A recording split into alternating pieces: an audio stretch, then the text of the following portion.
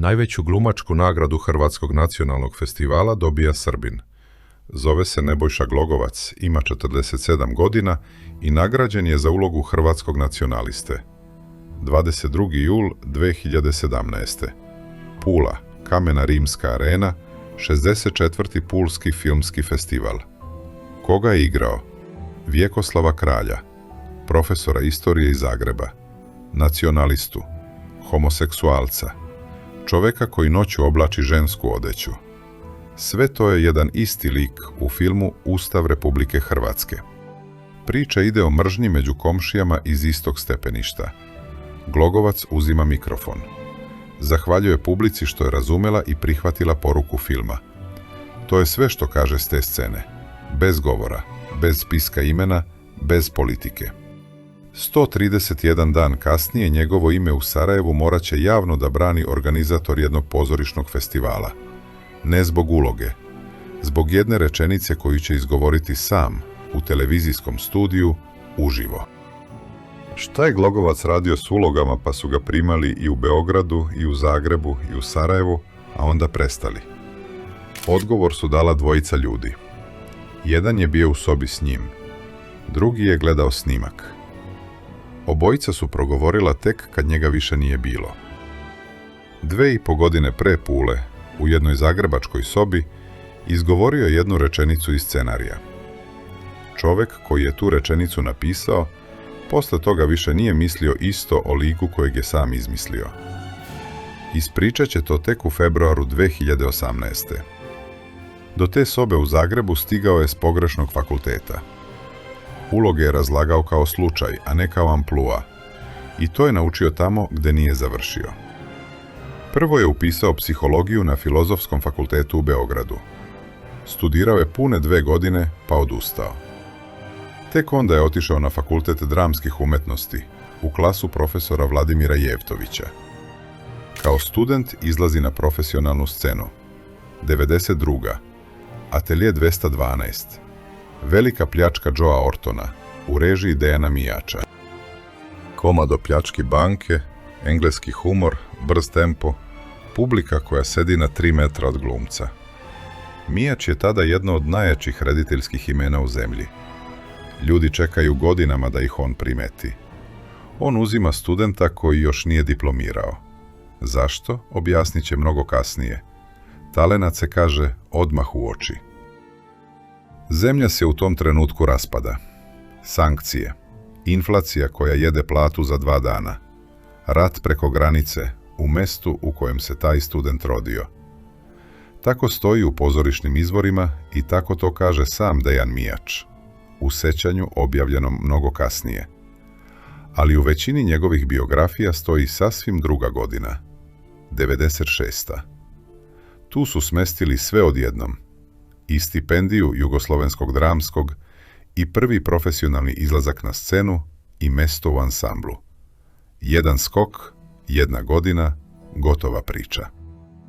Ako vas ova priča drži, ostavite like.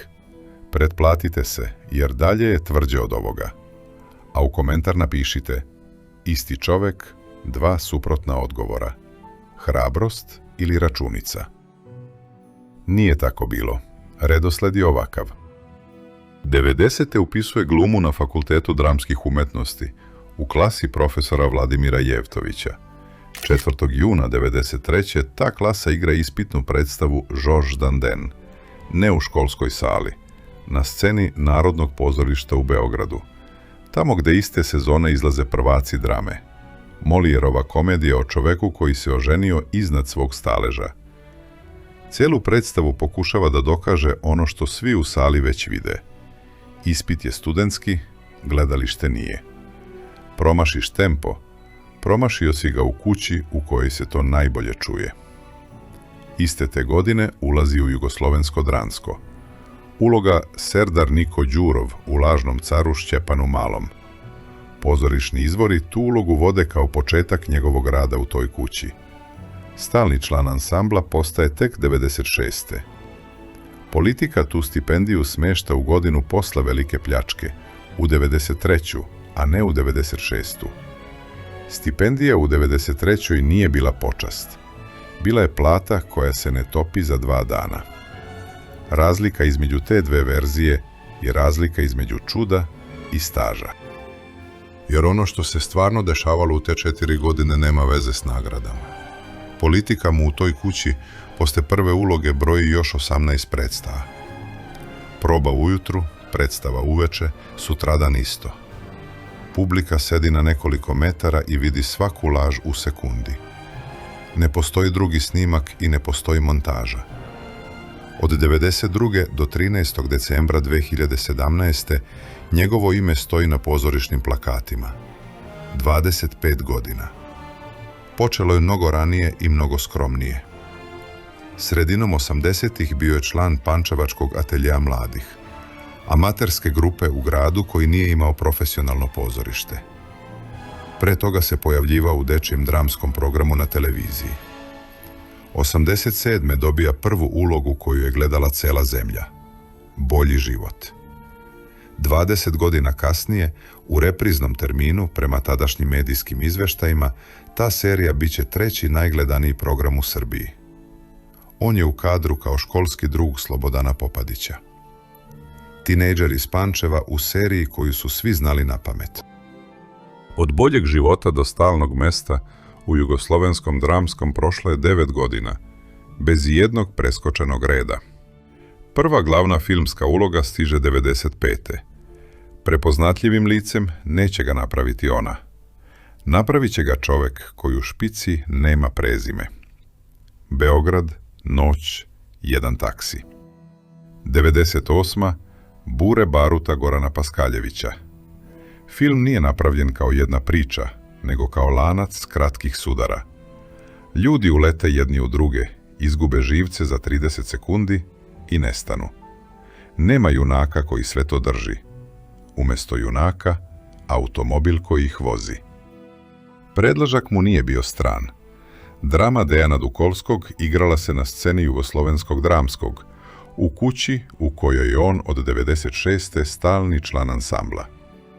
Ta uloga u ekranizaciji komada koji njegovo pozorište igra godinama nije bila slučajan angažman, nego nastavak kućnog posla drugim sredstvima. Glogovac je taj automobil.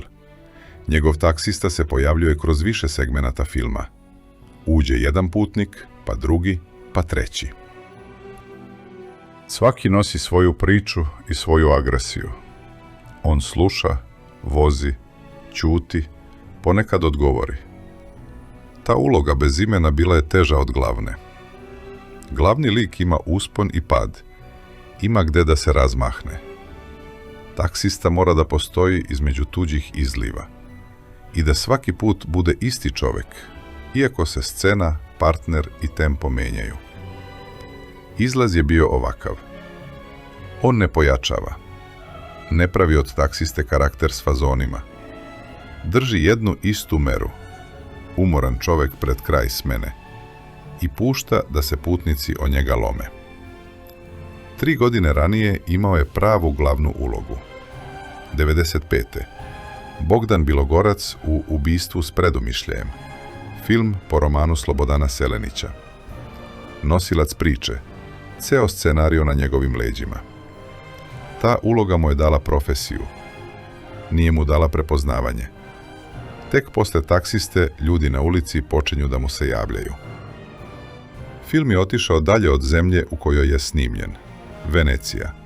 4. septembar 98. Nagrada Fipresci. Onda Toronto. Onda Rotterdam. U Ameriku je ušao pod drugim imenom, jer je naslov Powder Keg već bio zauzet. Tamo se zvao Kabaret Balkan i za ceo prikaz zaradio $108.000. Film koji je u Veneciji dobio nagradu kritike, u Americi je vredeo koliko jedan skuplji dan snimanja. S njim je putovalo i to lice iz taksija. Čovek koji u tom filmu vozi tuđe priče kroz Beograd ni sam nije bio odatle. Rođen je 30. avgusta 1969. u Trebinju, tada u Socijalističkoj Republici Bosni i Hercegovini. Detinjstvo je najvećim delom proveo u Pančevu. Između Trebinja i Pančeva bilo je i Opovo. Porodica je selila u 2 koraka, ne u jednom. Kada tačno? RTS preseljenje u Pančevo vezuje za drugu polovinu 70-ih i za očevo postavljenje za Protu. Sam Glogovac je Hrvatskim novinama rekao da je u Opovo došao sa 6 godina. Druge biografije navode 7, u oba slučaja ranije. Nijedan od ta dva izvora ne navodi ni mesec, ni ispravu na koju se poziva. Redosled se ipak slaže u oba izvora. Trebinje, pa Opovo, pa Pančevo. Rođen u Hercegovini, odrastao u Vojvodini, profesiju stekao u Beogradu. 3 sredine do 20. godine. Čovjek koji je toliko puta bio novi u sobi, zna kako se ćuti u tuđim kolima. Slušaš, ne komentarišeš, voziš dalje. 3 godine posle taksiste. Krov javne garaže. Beograd, 2001. U kolima sede 2 policajca i posmatraju grupu klinaca. Po svemu što gledalac zna, sledi hapšenje. Onda stariji policajac otvara vrata. Izlazi. Njegov mlađi kolega izlazi za njim. Njih dvojica se udaljavaju od automobila i ostavljaju mlade same. To je cijela uloga Nebojše Glogovca u Munjama Radivoja Andrića. Bez replike koja se pamti, bez preokreta, bez krupnog plana. Jedan izlazak iz kadra. Munje su snimljene za publiku koja je tada imala 18 godina. Brz film, muzika, tuča, prva ljubav, sve u jednoj noći. Premijera 21. marta 2001. Do kraja prikazivanja film je u Srbiji video više od 500 000 ljudi, pa je krenuo i po bivšim republikama. Glogovac u toj ekipi ima 31 godinu i status pozorišnog čoveka. U takvom filmu on je gost. Kako uloga u kojoj čovjek ništa ne radi može da bude glumačko rešenje, tako što odluka ne pripada liku, nego glumcu. Policajac koji izlazi iz automobila ne izvršava naredbu. On donosi odluku koju scenario ne objašnjava. Sve se vidi u tome kako ustaje i kako ne pogleda nazad. Tinejdžerska komedija dobija scenu koju odrasli ljudi pamte 25 godina. Ne zbog šale, nego zbog jednog gesta poštovanja prema klincima koji tu ništa nisu tražili. U istoj toj sezoni radi nešto potpuno drugačije. Igra Simeona Njaga u Zlatnom runu. Pekićeva građa, težak tekst, mnogo sati na sceni. Predstavu je režirao Nebojša Bradić, po 3. delu romana i po remek delu. Premijera je bila u Kruševcu krajem 2000. a beogradska u Beogradskom dramskom pozorištu početkom 2001. Za tu ulogu dobija Sterijinu nagradu, najviše priznanje srpskog pozorišta, ono koje se dodeljuje u Novom Sadu. Za istog Simeona iste godine uzima i nagradu Zoran Radmilović u Zaječaru. 2 žirija, 1 uloga, ista sezona u kojoj izlazi iz kadra u omladinskoj komediji. 1 godina, 2 pola. Komedija u kojoj je izlaz odlazak iz kadra i predstava u kojoj odlazak ne rešava ništa, jer moraš da izneseš satima. Kod policajca je posao trajao možda pola minuta, kod Simeona Njaga celo veče. Ni jedno ni drugo nije odbio. Do tog trenutka o tome šta će igrati odlučuju drugi. Reditelji zovu, producenti nude, pozorište raspoređuje uloge po ansamblu. On bira između onoga što mu je ponuđeno. Ponuđeno je bilo dobro, ali je bilo tuđe. 2006. Zaposlen glumac s punim repertoarom osniva firmu. Ne kafanu, ne agenciju, ne školu glume. Filmsku produkciju. Partner mu je kolega Goran Šušljik. Ime kuće Eye to Eye. Prvo što će tom firmom uraditi jeste film po predstavi u kojoj i sam igra. Godinu dana ranije, 2005. na sceni u ulici Kralja Milana igra Ivana u Huddersfieldu. Premijera 26. februara u teatru Bojan Stupica, 120 minuta. Postavila ga je Britanka, rediteljka Alex Chisholm. Komad govori o 4 ljudi u malom gradu iz kojeg svi žele da odu, a niko ne ode. Nikakve pucnjave, nikakve istorije. 4 čoveka, 1 kuhinja i razgovor koji traje 2 sata. Tekst je napisao Uglješa Šajtinac. Ivan je onaj koji je ostao.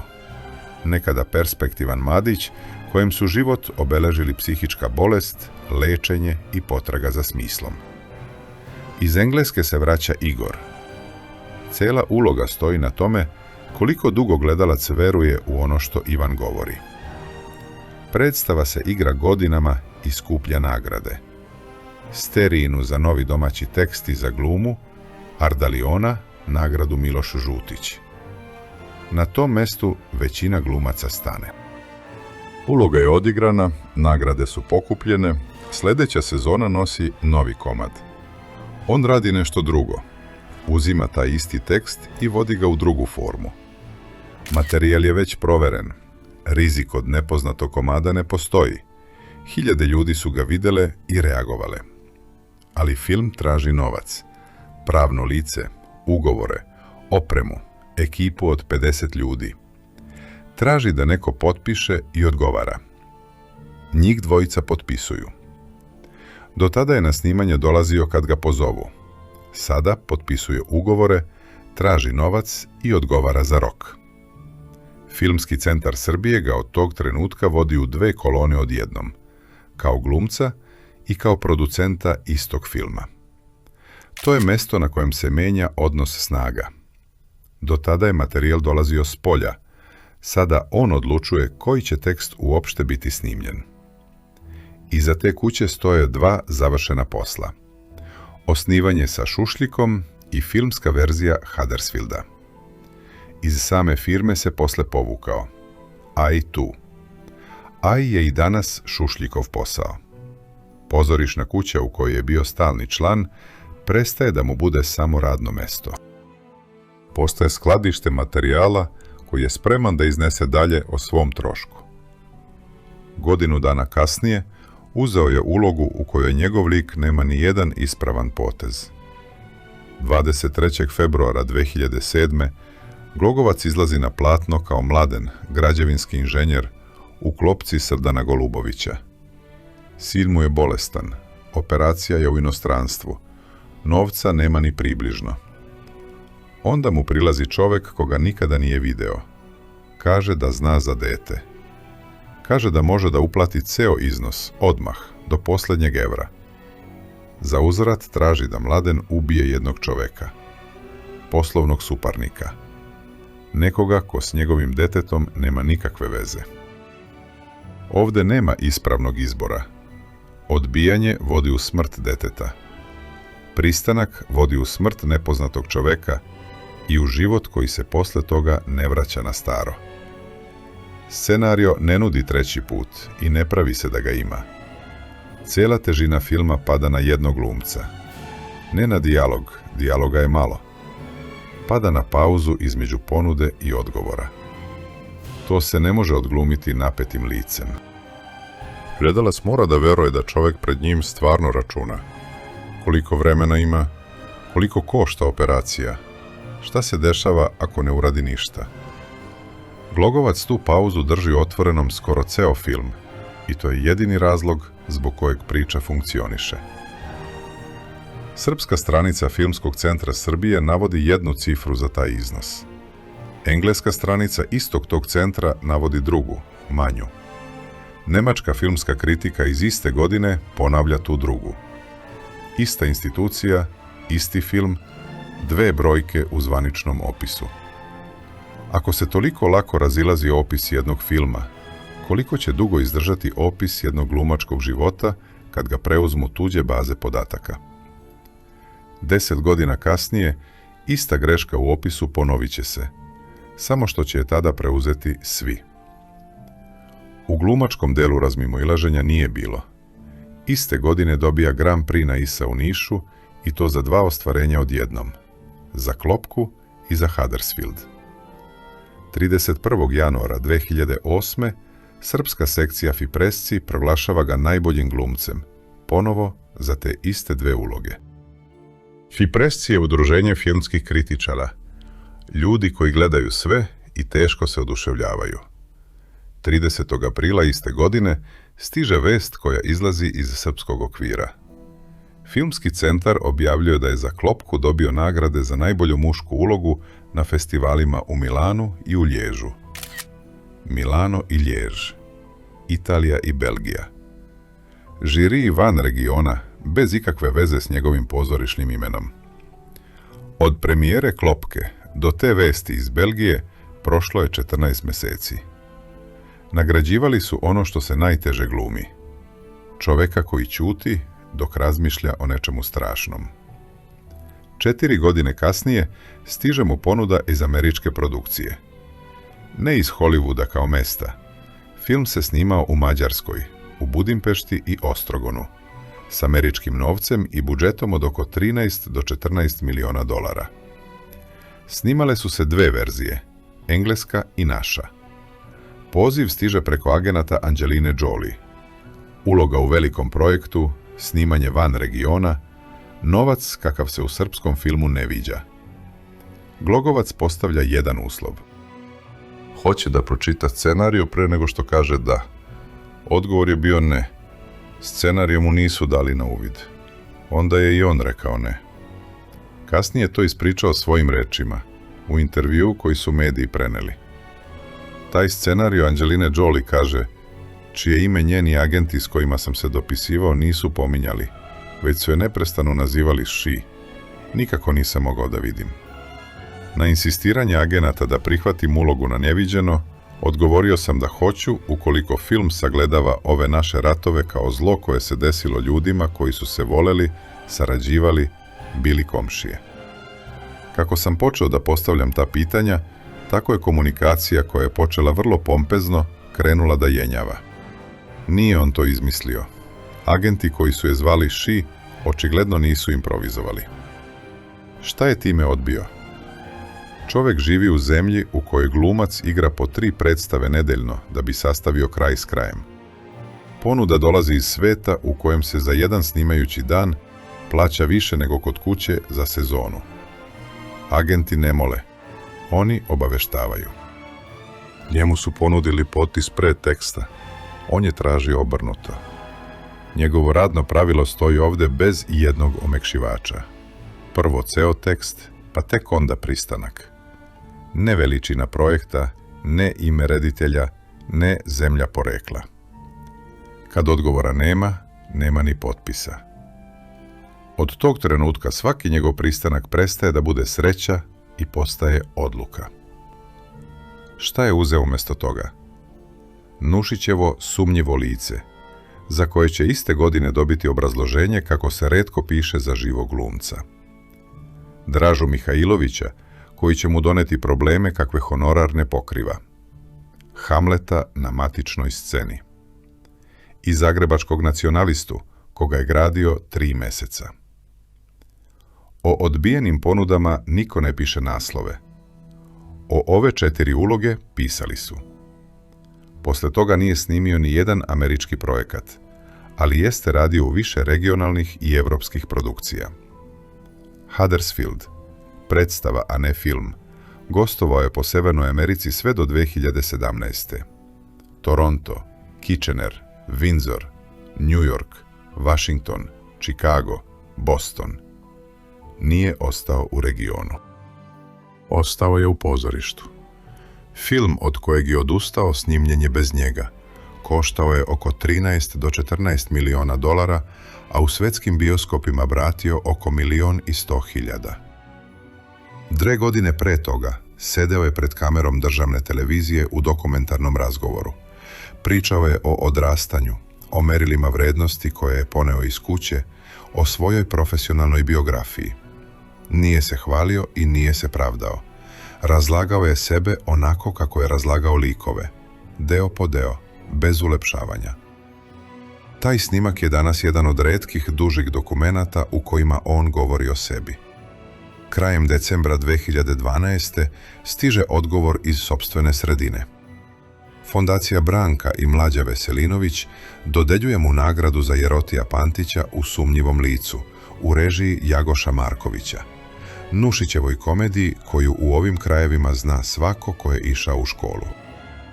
U obrazloženju žirija piše da je reč o glumcu izražajne snage u najsloženijim emotivnim stanjima, prefinjenog izraza i tananog vladanja nijansama, koji je postao jedan od najuzbudljivijih glumaca svoje generacije i jedan od najboljih dramskih tumača u Srbiji. 1 godina, 2 odluke. Hollywood nije dobio njegov potpis. Beograd mu je dao priznanje koje se retko deli. Dok igraš lik, odgovoran si za lik. Kad počneš javno da objašnjavaš zašto ga tako vidiš, više ne odgovaraš za ulogu nego za sebe. Ime na plakatu i ime u novinama postaju ista stvar. Te iste 2012. uzet će ulogu koja tu granicu stavlja na sto. Igraće Dražu Mihajlovića. Postoji lice koje u Srbiji ne možeš odigrati, a da neko ne poludi. Bilo koje rešenje je nekome uvreda. Dragoljub Draža Mihajlović, vođa četničkog pokreta u Drugom svetskom ratu, streljan posle rata po presudi nove vlasti. 70 godina kasnije o njemu i dalje nema jedne verzije. Ni u udžbenicima, ni u porodicama, ni na sudu. Između 2012. i 2014. Glogovac ga igra u projektu Ravna Gora. To bi još i prošlo. Glumci igraju istorijske ličnosti stalno i niko ih ne pita za lično mišljenje. On se nije zaustavio na ulozi. 8. oktobra 2012. sedi pred novinarom Riječkog Novog lista. Pita ga Ladislav Tomičić. Odgovara ovako: ne mogu suditi niti imam dovoljno podataka da bih opravdavao dijela ili nedjela koje je on radio ili nije radio. Za to fali jako puno podataka koje su komunisti nakon rata sakrili, odnosno isfabricirali, ne bi li po svaku cijenu ocrnili cijeli taj pokret. O samom čoveku kojeg igra kaže: bio je blag, interesantan, izuzetno obrazovan, hrabar i veoma cenjen. Novinar ga onda pita da li bi isto tako igrao i Antu Gotovinu. Odgovor su 3 reči. Bih. Igrao bih svakog. 2 dana kasnije razgovor prenosi Hrvatska Lupiga sa svojim naslovom: glumim Dražu Mihajlovića, a glumio bih i Antu Gotovinu. Jedan intervju, 2 sredine, 2 različita naglaska. Riječke novine ga pitaju o Draži. Hrvatski portal ga prenosi zbog Gotovine. U Srbiji, čija je to istorijska figura, izjava prolazi gotovo neprimećena. Afirmativan stav o Mihajloviću tamo je do tada već bio deo javnog razgovora. Toliko je bilo dovoljno da ga naprave svojim i tamo gde ga nisu morali prihvatiti. Mladen, Ivan, taksista, svi su imali gotov tekst. Kod Draža Mihajlovića celovitog teksta nema i ne može biti. Postoje samo verzije koje se međusobno isključuju. Jedna kaže izdajnik, druga kaže general, treća kaže žrtva montiranog procesa. Ne postoji arhiv koji bi to zaključio. Glumac koji uđe u takvu ulogu mora sam da izabere verziju. Izbor tada prestaje da bude zanatski i postaje javni. Glogovac je tu granicu prešao svojevoljno. Nikoga nije naterao da o istoriji govori u svoje ime. Mogao je da odgovori kao većina kolega. To je uloga. Pitajte scenaristu. Nije odgovorio tako. Odgovorio je da bi igrao svakog i time unapred potpisao ono što će mu se vratiti 5 godina kasnije. Te rečenice su ostale zapisane. S datumom, s izvorom i s potpisom. U međuvremenu ga zovu u Zagreb. Soba u Zagrebu, početak 2015. Probno snimanje. Nema šminke, nema kostima, nema partnera koji ti pomaže. Sedneš pod loše svetlo i imaš nekoliko minuta da nekome dokažeš da si baš ti taj čovek. Većina glumaca to mrzi. Sude ti ljudi koji te tog dana vide prvi put. Reditelj se zove Rajko Grlić. Iza njega su decenije rada i filmovi koje su gledale sve republike bivše države. Sprema film o mržnji među susedima u jednoj zagrebačkoj zgradi. Glogovac izgovara jednu repliku iz scenarija. Grlić snima. Scenarista tog dana nije u sobi. Ante Tomić, pisac čije se kolumne u Hrvatskoj čitaju kao roman u nastavcima. Vjekoslava kralja je izmislio i zna ga bolje od svih. Grlić mu snimak odnosi kasnije. I onda Tomić gleda traku na kojoj neko drugi izgovara njegovu rečenicu drugačije nego što je on čuo u glavi dok je pisao. Kad mu je Grlić pokazao snimak, priznaće kasnije, prepao se. Uplašio ga je ton. U sceni u kojoj kralj komšiji Srbinu kaže da su Srbi korov, Glogovac ga igra spokojno, blago, gotovo nežno. Mržnja u toj izvedbi nije ispad, nego navika. Samorazumljiva, svakidašnja, banalna. Pisac je posle te trake svog Vjekoslava kralja video drugačije nego dok ga je pisao. Grlićeva odluka ni sama nije bila laka. Nosećeg junaka hrvatskog filma, zagrebačkog profesora, poverio je glumcu iz Beograda. Proba je bila početkom 2015. Tomićev tekst o njemu izašao je tih februarskih dana 2018. Grlićevo sećanje na to kako je birao glumca izašlo je u Politici 21. decembra iste te godine. Taj podatak je do tada postojao samo u sećanju dvojice ljudi. Nije bio tajna, nikoga nije krio. Prosto niko nije imao razlog da ga izgovori dok je čovjek bio živ i radio. Čovjek koji nije potpisivao dok ne dobije ceo tekst, promenio je na toj probi tuđi tekst, pre nego što je snimljen i jedan kadar. Teško je ne pomisliti na 2 godine psihologije. Lik se rastavlja na motive, pa se sklapa drugačije nego što piše u didaskaliji. Mogao i da objasni šta radi. Objasnio je. Jednom. U jednom razgovoru te zime novinar ga pita kako je gradio tu ulogu. Odgovor stiže u brojevima. 3 meseca priprema. I odmah druga polovina odgovora. Posebno sam pazio da ne napravim stereotip. Onda opisuje i sam postupak. Rad na ulozi je za njega detektivski posao. Treba naći ključeve i onda ih jedan po jedan polako otvarati. Tako nastaje lik. I merilo po kojem zna da je na pravom putu. Mora da bude i teško i zabavno. A ako je previše lako, treba da posumnjaš. Razgovor se vodi na gostovanju s filmom. 20 minuta, pitanje kako se postavlja svima. Ta rečenica o stereotipu je radni izveštaj. Lik koji nosi nacionalnu ideologiju najlakše se igra kao karikatura. Nabaciš prezir, stegneš vilicu, gledaš odozgo i posao je završen. Publika se smeje ili se zgraža, glumac je bezbedan, film je mrtav. Celu pripremu je potrošio na to da to ne uradi. Toliko priprema za jedan igrani film nije uobičajeno. I nije rekao šta je hteo da postigne, nego čega je hteo da se kloni. To je razlika između glumca koji traži efekat i glumca koji uklanja smetnje. Prva potvrda da je posao urađen ne stiže iz Zagreba. Iste 2016. na Leskovačkom internacionalnom festivalu filmske režije dobija nagradu za najbolje glumca. Ravnopravno je deli s Lazarom Ristovskim. U Leskovcu je zovu Zlatni lešnik.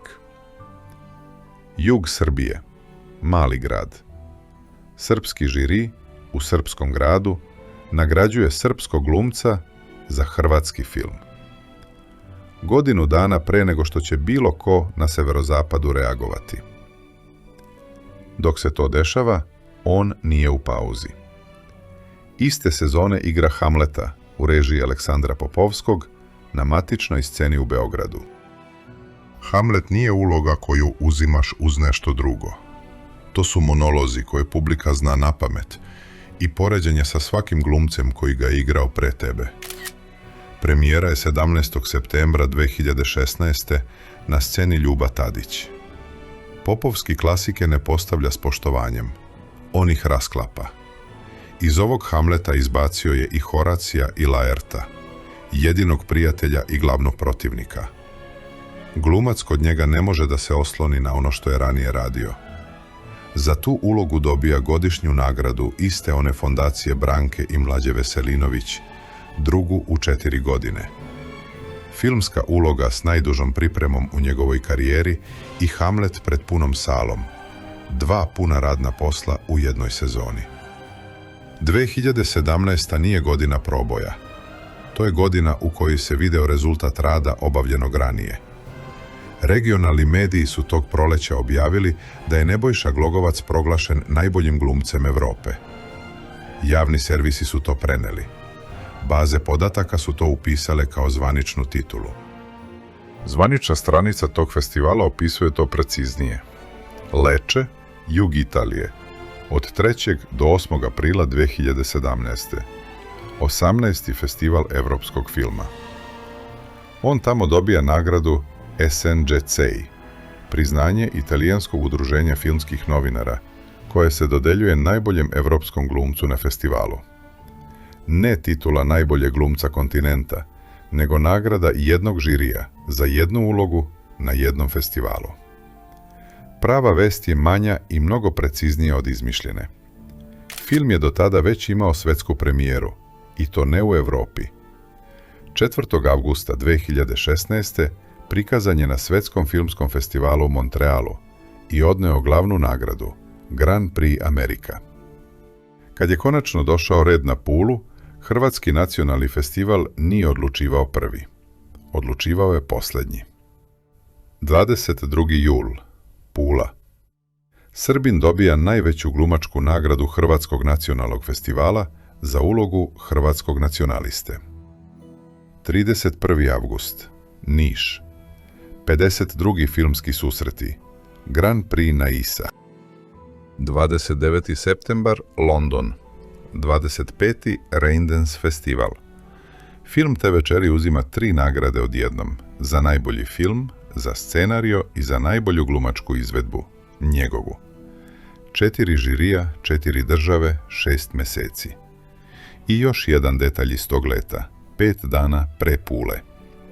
17. jula, u razgovoru za magazin Dani, rekao je da je na predsjedničkim izborima podržao Sašu Jankovića. Obrazložio je jednostavno. Smatra pogubnim kad jedan čovjek kontroliše sve. Sve 4 odluke stoje u katalozima, s datumom i imenom. Znamo kome je nagrada pripala. Ni jednu rečenicu o tome zašto ne znamo. 22. novembra 2017. Haški sud izriče doživotnu kaznu Ratku Mladiću. Region te nedelje ne priča ni o čemu drugom. 2 dana kasnije Glogovac sedi u televizijskoj emisiji i dobija pitanje o toj presudi. Odgovara. Prvo kaže da o zločinima nema spora. Same zločine ne dovodi u pitanje i ne traži za njih drugu stranu priče. Snimci i svedočenja, kaže, postoje. Onda osporava 2 stvari. Prvu, kvalifikaciju genocida. Drugu, način na koji se utvrđuje i raspravlja broj žrtava. Kako su mediji preneli njegove reči, užasna i gadna igra se javlja oko toga da li je to genocid, jer treba 6000 žrtava da bi bio, pa ajde sad navlači i te cifre. Izjava je data u emisiji Dobar loš zao 24. novembra. Bosanski portal Kliks je prenosi 2 dana kasnije, 26. novembra, s njegovim imenom u naslovu. U tom trenutku on je već potvrđen kao član žirija Sarajevskog festivala Dani Jurislava Korenića. Pozorišni festival, ozbiljna kuća, njegovo ime na spisku ocenjivača pored bosanskih kolega. Poziv u sarajevski žiri nije bio formalnost. Za srpskog glumca to je bila potvrda da ga u toj sredini gledaju kao kolegu, a ne kao stranu u sporu. 30. novembra to članstvo postaje predmet javne kritike u Sarajevu. 4 dana posle vesti s Kliksa. Odgovara organizator, Emir Hadžihafizbegović. Glumac, čovjek iz iste struke, ime koje se u Bosni ne dovodi u pitanje. Njegov odgovor je tada prenet kratko i precizno. Glogovac je pozvan da ocenjuje predstave, a ne da komentariše karakter rata. Ishod je neobičan. Poziv u žiri je ostao na snazi, njegovo ime je ostalo na spisku. Kritika je ostala javna. Niko nije povukao ništa. Unutar 1 godine dogodila su se 2 suprotna registra. U julu ga hrvatski žiri nagrađuje za ulogu hrvatskog nacionaliste, u novembru mu se u Sarajevu osporava mesto za stolom. Razlika između ta 2 događaja nije u njemu. Razlika je u tome ko govori. U julu je govorio lik. Vjekoslav Kralj je izgovarao rečenice koje je napisao Ante Tomić u filmu koji je režirao Rajko Grlić. Glumac je bio nosilac tuđeg teksta i to je svima bilo jasno. U novembru je govorio čovek. Nikakvog scenarija, nikakvog reditelja, nikakvog lika iza kojeg se može stati. 13 dana posle odgovora iz Sarajeva, 13. decembra 2017. izlazi na svoju matičnu scenu u Beogradu i igra Hamleta. Aplauz na kraju, pokloni i raspored koji ide dalje. Karte za naredne termine su prodate.